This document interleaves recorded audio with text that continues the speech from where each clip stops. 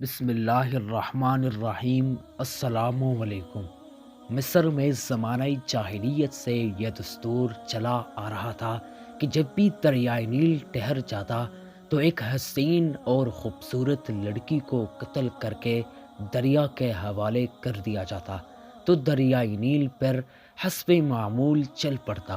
حضرت عمر رضی اللہ تعالیٰ عنہ کے دور خلافت میں جب مصر فتح ہوا اور حضرت عمرو بن عاص رضی اللہ تعالیٰ عنہ وہاں کے گورنر مقرر ہوئی تو اس وقت بھی حسب معمول دریائے نیل کی روانی ختم ہو گئی اور وہ ٹھہر گیا۔ اس موقع پر حضرت عمرو بن عاص رضی اللہ تعالیٰ عنہ سے لوگوں نے اس دستور کا ذکر کر کے اس کے مطابق عمل کی اجازت چاہی۔ حضرت عمرو بن عاص رضی اللہ تعالیٰ عنہ نے فرمایا کہ یہ جاہلیت کی رسم ہے، ہم ایسا نہیں کریں گے، البتہ امیر المؤمنین حضرت عمر رضی اللہ تعالیٰ عنہ سے میں مشورہ کروں گا۔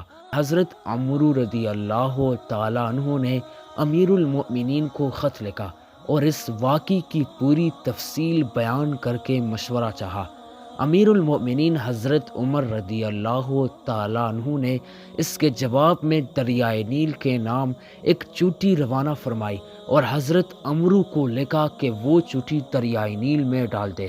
اس چوٹی کا مضمون یہ تھا کہ یہ اللہ کے بندے عمر کی طرف سے دریائے نیل کے نام، اما بعد اگر تو اے دریائے نیل اپنے طرف سے جاری ہوتا تھا تو مت جاری ہو، اور اگر اللہ واحد قہار نے تجھ کو جاری کیا تو ہم اسی سے سوال کرتے ہیں کہ وہ تجھ کو جاری کر دے۔